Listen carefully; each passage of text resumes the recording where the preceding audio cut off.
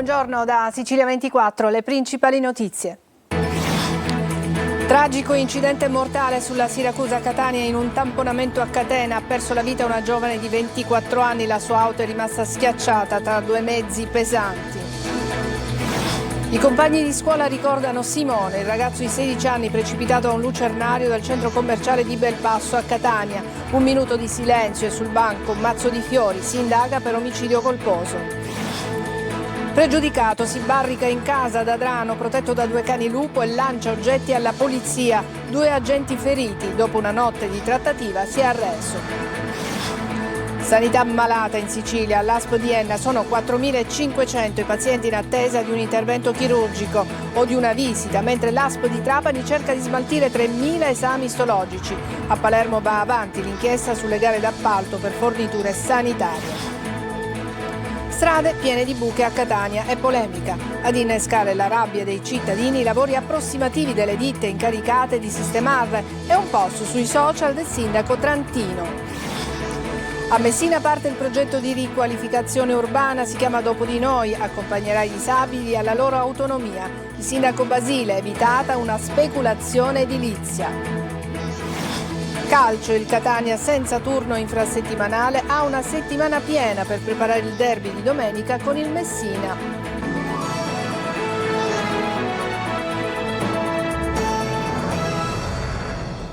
Bentrovati, in apertura il tragico incidente mortale sulla Siracusa-Catania. A perdere la vita una ragazza di 24 anni, è rimasta schiacciata tra 2 camion in seguito a un tamponamento a catena. Tonino De Mana. Ormai non si contano più le vittime e la scia di sangue inonda l'autostrada Catania-Siracusa. L'ultimo incidente si è verificato poco prima delle 8, non distante dalla galleria di San Demetrio in direzione del capoluogo aretuseo. A perdere la vita è stata una ragazza di 24 anni originaria di Belpasso, rimasta letteralmente schiacciata da 2 camion in seguito ad un tamponamento a catena. Immagini orribili e scene strazianti per i soccorritori che hanno faticato parecchio ad estrarre la giovane dalle lamiere contorte dell'utilitaria. 2 mezzi pesanti e 4 le auto coinvolte nell'incidente, le cui cause sono in fase di accertamento da parte della Polizia Stradale di Catania. A completare il bilancio 3 feriti. L'autostrada è rimasta chiusa per diverse ore tra la zona industriale di Catania e lo svincolo di Lentini, con pesanti ripercussioni anche sulla statale 114. È il sindaco di Belpasso, di cui era originaria la ragazza di 24 anni, ha diffuso il nome della giovane vittima. Si chiama Josephine Leotta, una ragazza molto impegnata nel sociale. Cambiamo argomento. Fiori bianchi e striscioni al centro professionale Ars di Catania, dove studiava il 16enne morto cadendo da un lucernario a Etnapolis. Oggi i compagni lo hanno ricordato con 1 minuto di silenzio. Sull'incidente la Procura di Catania ha aperto un'indagine per omicidio colposo, al momento a carico di ignoti. Eva Spampinato. Un mazzo di fiori bianchi e la sua foto. Oggi Simone non siede più in questo banco della classe del 2° anno del percorso di ristorazione nella sede dell'Istituto Professionale Ars di Catania. Simone era un ragazzo buono, scherzava con tutti, rideva con tutti.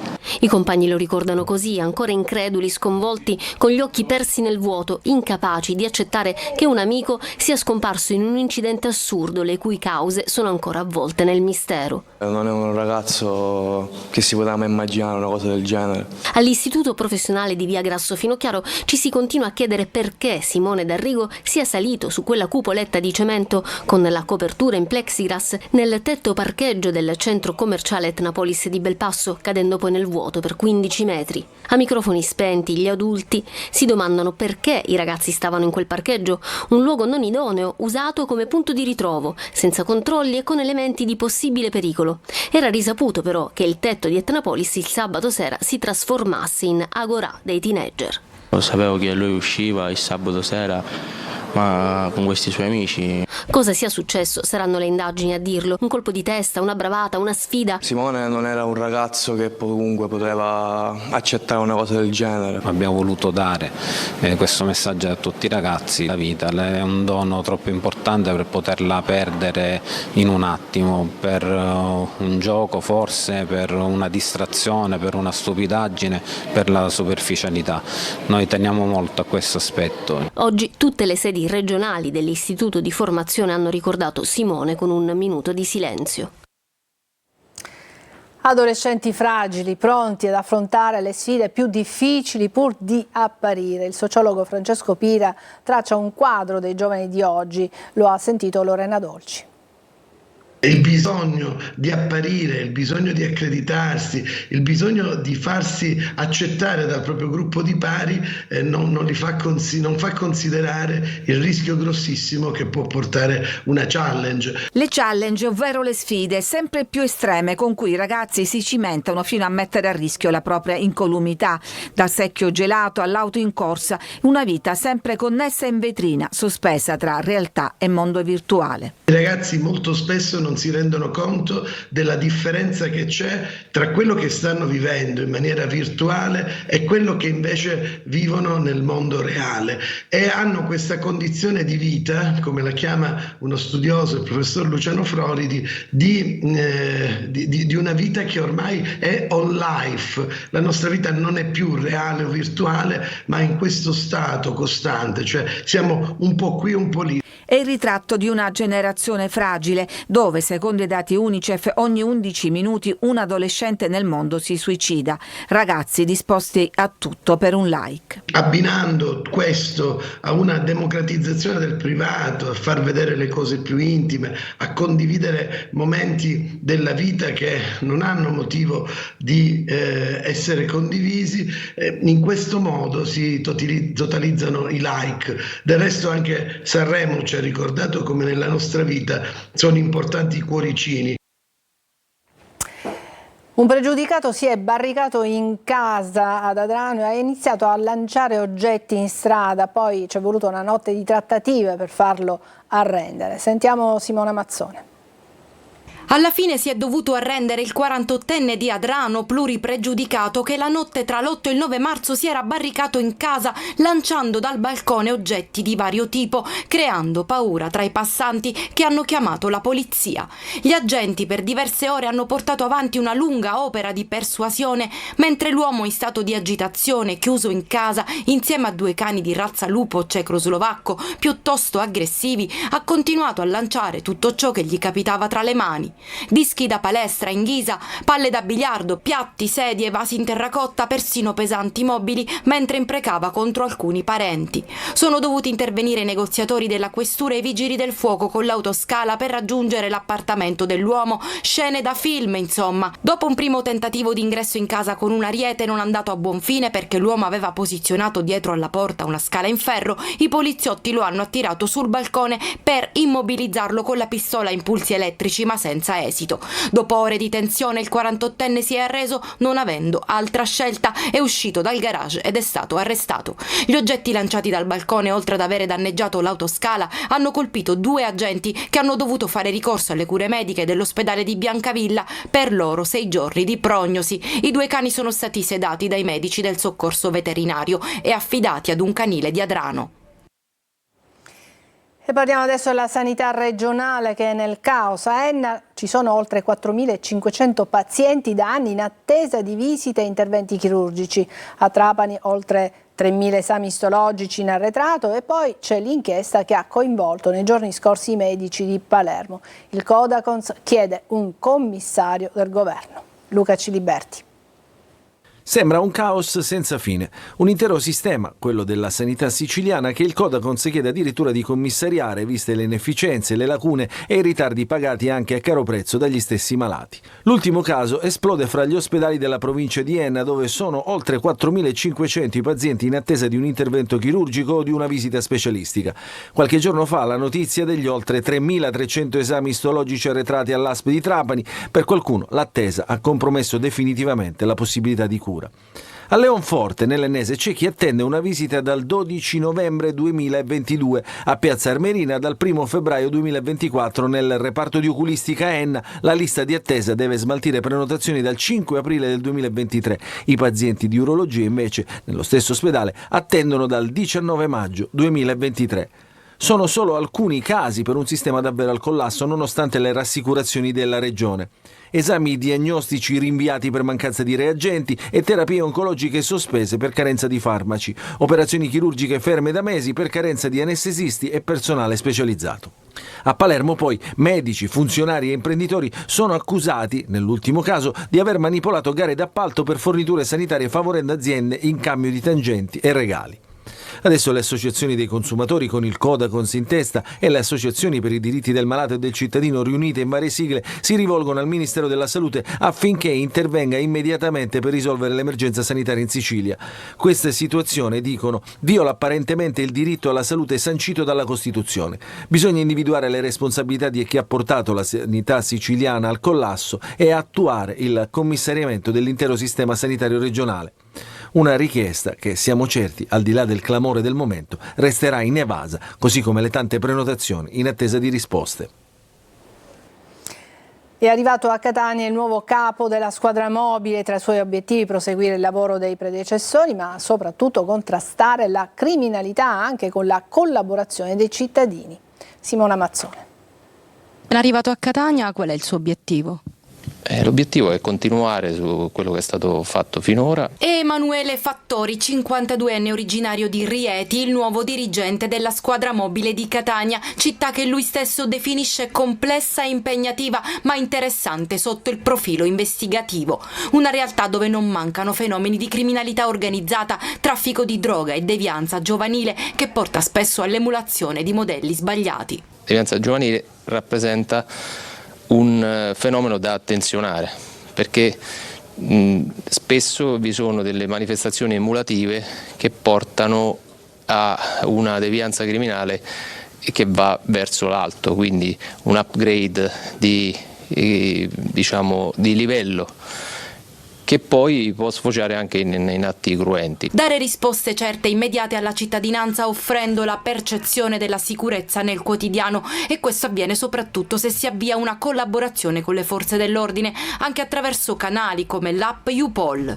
È un'app, la nostra YouPol, che ha dato buoni frutti e che permette anche la segnalazione in forma anonima, e che ci dà il polso anche di fenomeni che rimangono più latenti e di zone che magari sono meno esplorate. Fattori, che a Catania subentra da Antonio Sfameni, chiamato a Palermo, proviene dalla squadra mobile di Cagliari e prima ancora, tra le sue esperienze nelle diverse realtà, anche Trapani, Benevento, Roma, Stazione Termini, Firenze e Milano.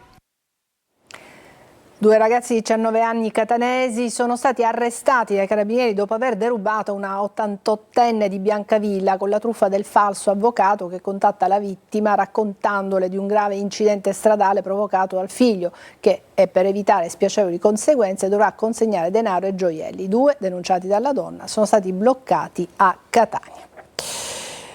Catania, una città piena di buche, dopo la pioggia immancabile ne vediamo altre per le strade. Ad innescare un post sui social il sindaco Trantino, innesca appunto la polemica ed provoca piccata la replica dei cittadini, anche della Commissione Viabilità. Tonino De Mano.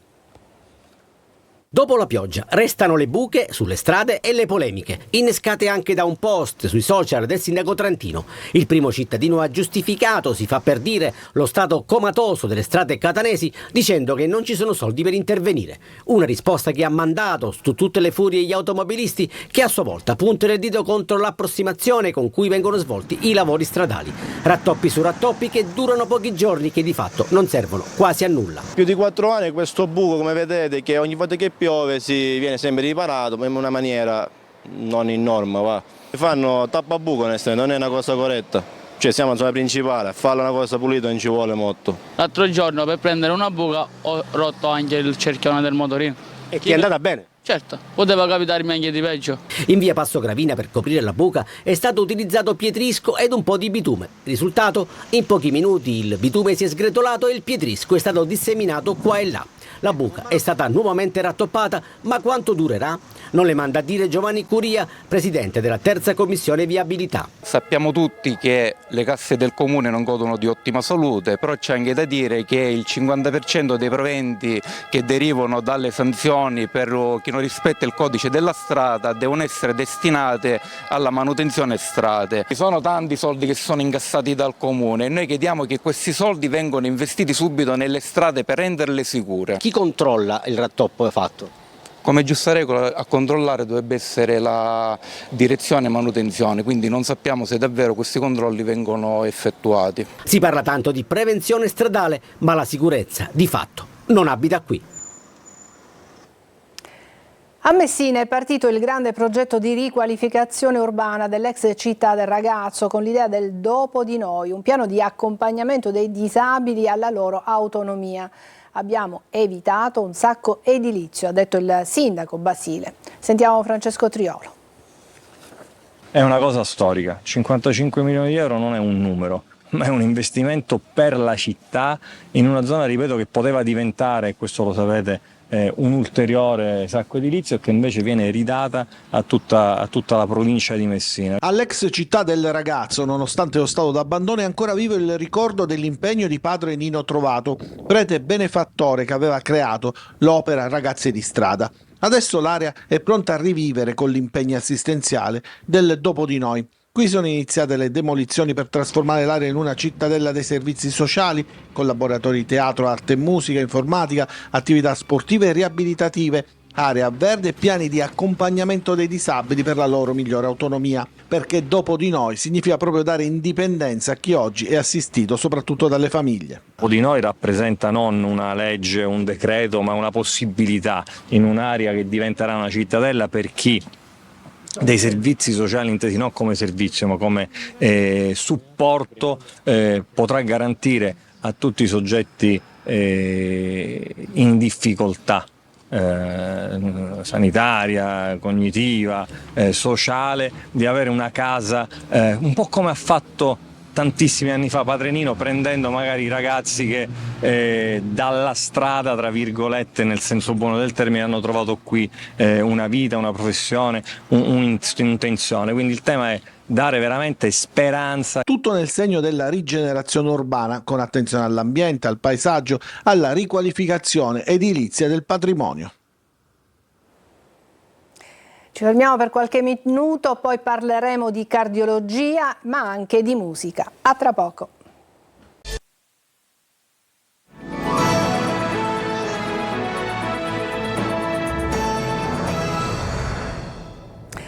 Il futuro della cardiologia passa anche attraverso l'intelligenza artificiale e le simulazioni di interventi chirurgici su pazienti virtuali. Se ne è discusso nella 3 giorni del Mediterranean Cardiology Meeting. Sentiamo il cardiologo Michele Gulizia. Abbiamo 3 grandi sessioni di simulazione, una di ecocardiografia di base ed avanzata, quindi l'ecografia del cuore, una di interventistica ritmologica, ovvero come si fanno le ablazioni transcatetere della fibrillazione atriale, l'impianto dei fibrillatori sottocutanei, l'ablazione, la chiusura del serrato, l'impianto di loop recorder, questi microscopici chips come quelli che mettiamo per i cani, che sotto pelle permettono di monitorare fino a 5 anni continuamente il battito cardiaco, e noi lo vediamo anche in remoto direttamente alla cardiologia, e anche e soprattutto il ruolo di gruppo, perché abbiamo delle sale operatorie, delle emergency room, dei letti di unità coronarica dove abbiamo dei pazienti virtuali, come potete vedere anche dalle immagini, navighiamo all'interno del cuore e quindi simuliamo una situazione di emergenza e i medici si alternano nella gestione di questi malati. Adesso parliamo di musica. Gabry Ponte trionfa al San Marino Song e vola all'Eurovision. Dopo il successo negli anni 90 con gli Eiffel 65, con nel trio anche un siracusano, la colonna sonora di Sanremo, del Festival di Sanremo, fa ballare letteralmente tutta l'Italia. Desiree Ferlito.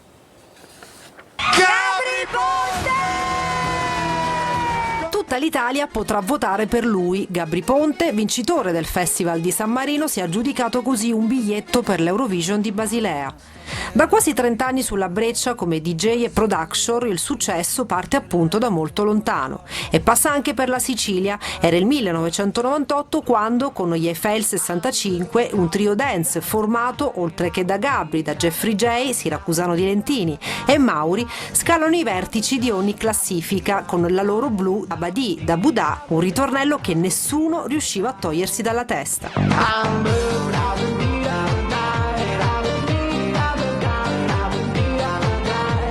Quel tormentone nato nell'isola al tormentone di oggi, diventato la colonna sonora dell'ultimo Festival di Sanremo, una lezione sul gusto del pubblico che Gabri non ha dimenticato.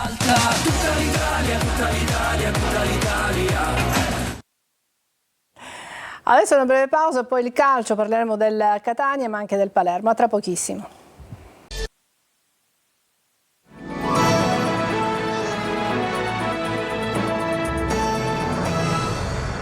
Eccoci al calcio, il Catania dopo la vittoria di Latina salterà il turno infrasettimanale, può concentrarsi sulla partita con il Messina di domenica sera. Marco Carli.